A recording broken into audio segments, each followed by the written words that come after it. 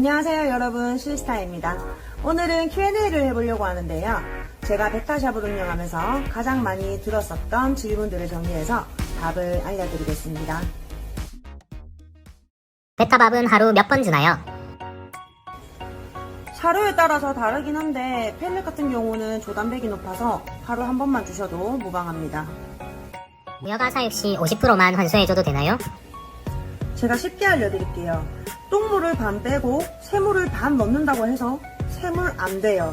그냥 조금 맑은 똥물. 그래서 무허가에서는 무조건 100% 해주셔야 돼요. 뭐 이런 분들 계세요.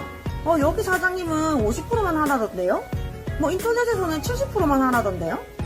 그러면은 그거 보시고 그대로 하시면 돼요. 저한테 번거롭게 질문 안 하셔도 돼요. 네, 인터넷 보고 공부하세요. 하루에 플레어링은 몇 분 정도 시켜야 하나요? 5분에서 10분이 적당합니다. 베타에게 적합한 수온은 몇 도인가요? 26도가 가장 적합한 온도입니다. 베타는 좁은 곳에 살면 답답해하지 않나요? 사진을 보시면 바닥에 유리병 같은 거 보이시죠? 이게 다 베타가 들어있는 보틀입니다. 큰 어항이면 좋죠. 하지만 큰 어항에서도 베타가 은신할 수 있는 은신처를 많이 넣어주시는 게 좋습니다. 일반 개체가 나이가 들면 자이언트가 되나요? 일반 개체랑 자이언트 개체 품종 자체가 다릅니다. 무허가 기준 환수는 언제 해주나요? 이틀에 한 번 해주면 되는데요. 하루 건너 하루. 베타 분양가는 누가 정하는 건가요? 현지 베타를 판매하는 판매자들이 저에게 부르는 값에 따라 분양가는 달라집니다. 다른 어종이랑 합사가 가능한가요?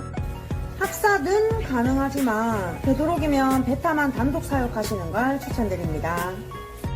암컷끼리 합사가 가능한가요? 네, 합사가 가능한데요. 한 마리씩 넣는 것보다 한꺼번에 여러 마리를 넣어 합사하시는 것이 좋습니다.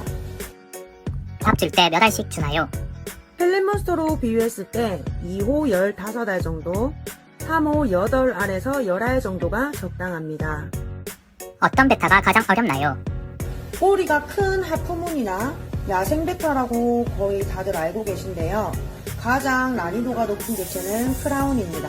왜냐면 핀들이 다 노출되어 있기 때문에 크라운이 가장 난이도가 높다고 합니다.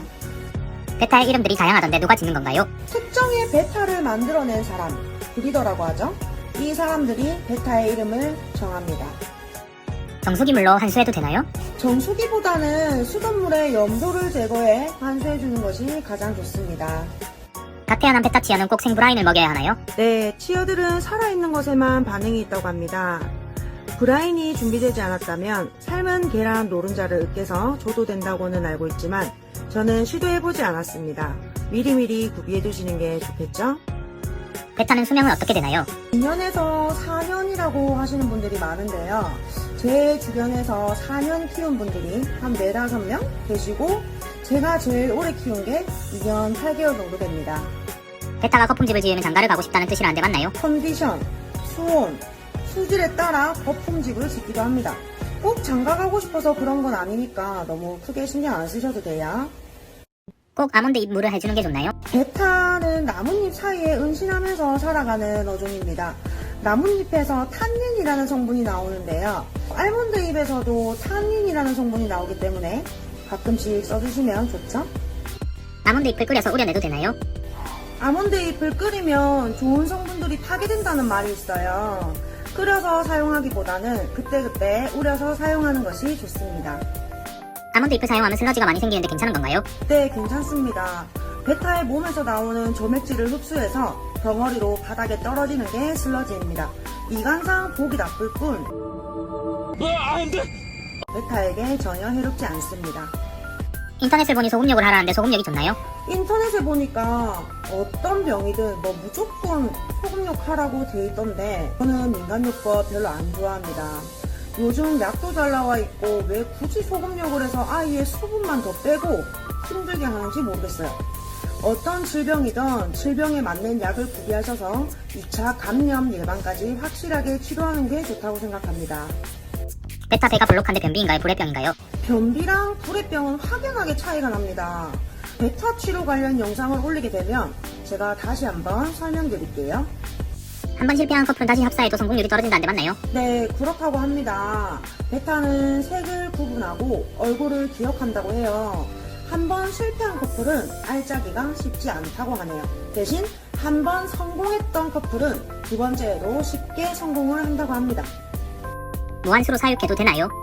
뭔가를 하면서 좀 더 편하게, 좀 더 쉽게 하려고 한다면 생물 키우는 일은 안 하는 게 맞다고 봅니다. 무한수 하는 사람들은 무한수에 대한 개념을 파악하고 물속의 산성도, 질산염, 암모니아 등을 체크하면서 체계적으로 하고 있습니다. 여러분들의 경우 유튜브에서 봤어. 나 수초 넣고 무한수 할 거야. 이래놓고 얘 꼬리 녹았어. 얘 힘없어. 밥 안 먹어. 이러시는데 무작정 수초 때려 넣는다고 무한수가 되는 게 아닙니다. 묘광도 한수 안 해주면 애들 암모니아에 찌들려서 다 죽어요. 편하게 하려거든 생물 시작은 안 하는 게 맞고요. 무한수에 대한 개념이 있다면 해보시는 것도 나쁘지 않다고 생각합니다. 하지만 저는 여전히 한수 노예로 살겠습니다. 인터넷을 보니 지느러미 말린 것은 커팅해줘야 된다는데 맞나요? 지느러미 커팅은 하셔도 됩니다. 저도 해봤고요. 근데 커팅되는 부분이 많아지면 하프각이 안 나와요. 핀 아래까지 반듯하게 자를 자신이 없다면 보기 싫어도 그냥 놔두는 게 좋습니다. 베타 몸에 종양이 생겼는데 잘라줘야 할까요? 어느 부위에 생겼는지에 따라 다르지만 종양을 괜히 건드렸다가 더 안 좋아질 수 있기 때문에 더 이상 자라지 않는 종양이라면 그냥 놔두시는 게 좋고요. 진행형 종양이라면 얇은 주사바늘로 종양을 찔러 종양 안에 이물질을 빼주거나 종양이 터질 때까지 기다렸다가 터지면 항생제 약욕을 하시는 게 좋습니다. 왜 시스타인가요? 제가 매장 이전하기 전에 운영했던 매장 이름이 리즈 아쿠아였어요. 그때 손님들이 리즈 사장을 줄여서 리사라고 불렀는데 매장 이전하면서 시스베타팜으로 상호명이 바뀌었어요. 그리고 줄여서 시사라고 부르면서 손님들이 좀 이상하다 그러는 거예요. 뭐 시사 이러면서 그래가지고 그냥 입에 착착 붙게 시스타라고 손님들이 지어줬습니다. 가수 시스타 아니에요. 팬분들 오해하지 마세요. 졸라 무서워. 자, 이렇게 시스타의 Q&A가 끝났습니다. 유익한 정보가 되셨나요?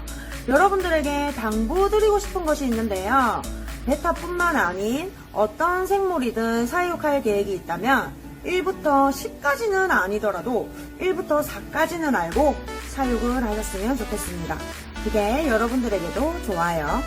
그럼 다음 영상에서 만나요. 빠이빠이.